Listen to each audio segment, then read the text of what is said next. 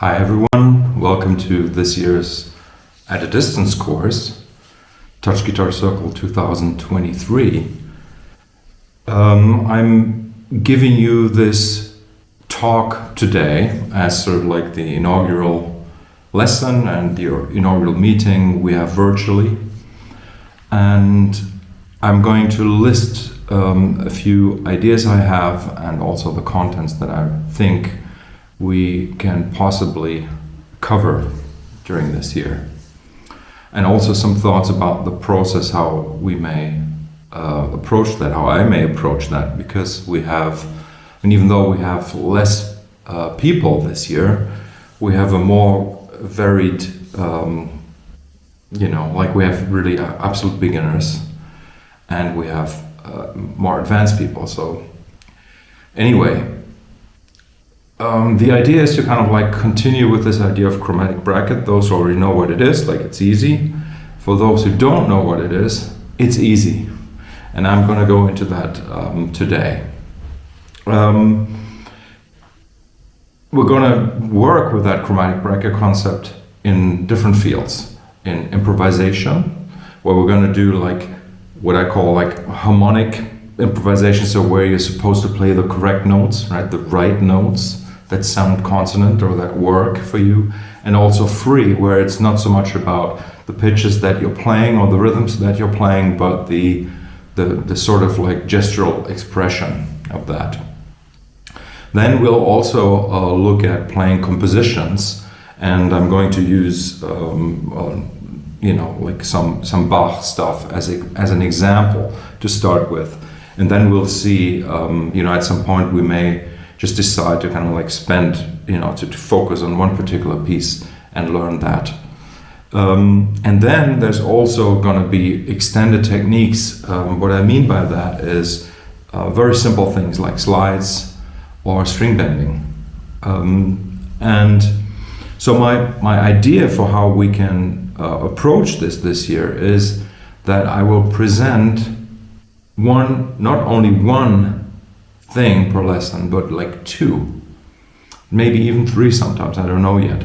The idea is so maybe I would show you like a little approach, an idea, an exercise, how to practice slides, and at the same time, in the same lesson, like say the second half, I would show you, say, the fingering of one part of the grandfather exercise.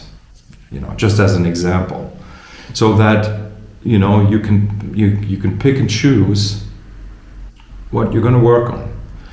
And it's learning is not necessarily a linear process. It's complicated, and I want you to just be free always to really choose what feels good in the moment, or even like if something doesn't feel good, you may want to do it because it's a challenge. So, but it's up to you to decide what you're gonna tackle from the offered materials, let's say. And so, like one big topic that people have been asking about for a couple of years is how to play chords. So within the idea of the chromatic bracket, which sort of like becomes some sort of like just a concept. Not necessarily a system for fingering anymore. We'll then go into like how to finger, how to play chords within, on the instrument. When I say on the instrument, depending on the tuning that you're using, things may be, obviously different.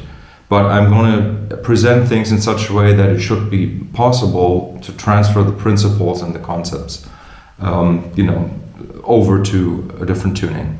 I'm going to use the fifth tuning, and we're going to mostly use actually the strings that are tuned in fifths on the touch guitar. But we may also look at the top strings, which are tuned differently. Others who are playing the fourth tuning, you can always ask me if there are any questions how to transfer things over. But as I said, chromatic bracket, kind of like the idea is it's something that works with monophonic material, and it's simply like adding like 4 fingers or 2 hands to each other so that you cover a chromatic scale. And that can be done in any tuning. And we'll also start with, playing on a single string at the beginning. It's always a good starting point to get everybody involved. So, to start with, so I'm going to just explain the chromatic bracket to those who don't know what it is. So because it's kind of like a obvious thing to do is if you look at your 4 fingers of a hand and you say, okay, like I put my first finger on the note C, then it's kind of like easy to come up with the idea that if you want to play the note that's a half step higher, 1 fret higher, that you use the second finger to do that.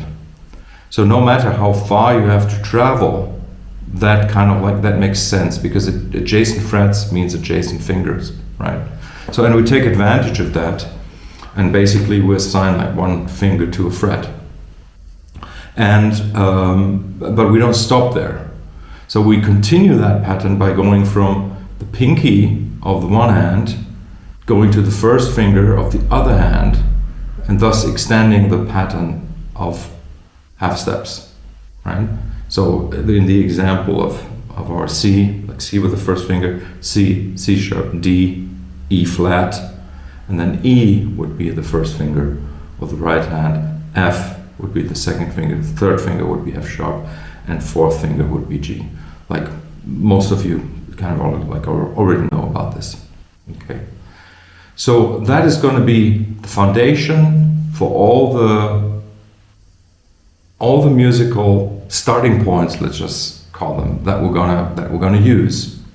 So for the extended techniques, we'll do something like that and then learn slides within that system. Okay. In improvisation, we would say, let's take a chord, or let's take 2 chords, okay, like C major and D minor, and we want to improvise using the notes that fit the chord. So then we could say, okay, on the C major chord, I can play C, E, G, and B maybe, and on D minor you could play D, F, A, and C. And then we use this system to kind of like explore improvisation within, say, a rhythmic framework where there's 4 beats of C major and 4 beats of D minor, alternating or something like that. For a Bach piece, same thing. We come up with like sort of like a chromatic bracket idea to start. Say we start our piece, which is again maybe in A minor. We start to play that with the second finger of the right hand. Okay, and then because of the chromatic bracket system, we'll kind of like know which finger to use for all the notes of that monophonic line that the piece is made out of. Okay.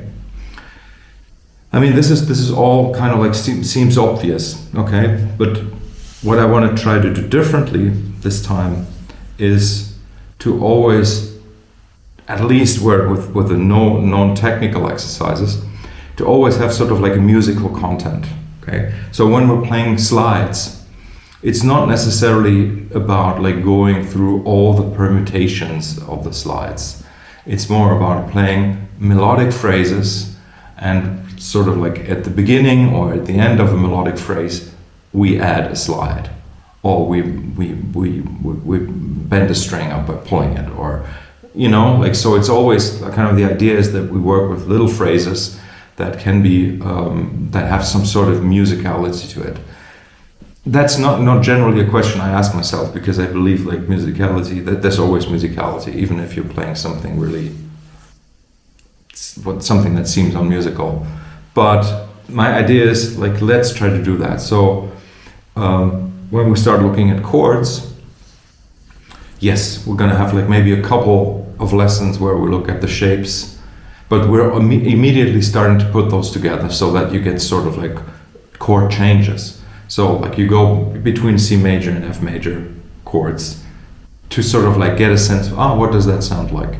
and that gives you already like the two of the three major chords in a diatonic scale that you can use to play music with other people. So the idea this year is like to always have some sort of musical application, attached to everything that we do here. And so that also means, like, if something, say on the fifth tuning is really difficult to finger, but it's super easy on the fourth tuning, it's not about, at that point, it's also not about how it's fingered, how it's being fingered. It's just about becoming aware of what's that chord, what is the interval structure, what are the notes called, what does the shape look like, what does the shape look like if I invert it, blah, blah, blah, all of these things, okay? Yeah, so this is sort of like the introduction, and we're going to start very soon with the first proper lesson. And as I've said, like, I have to see how things develop, and I ask you to always be in touch with me if you want. You can send me an email. I'll try to respond immediately when I'm online. I've also invited all of you to the Slack board. Accept the invitation. There's one channel which is for this year's course only. I want to keep the communication there separate from like the more general communication. Also, because out of fairness reasons for those who who pay for the course, obviously makes sense. Even though like I would love to have like everybody take part, but there needs to be that little bit of a separation there. And I'm really looking forward to this. I'm very happy that you're doing this, and if the last 2 years are any indication, this course is also going to be very satisfying. Thank you very much, and I'll talk to you more soon. Bye.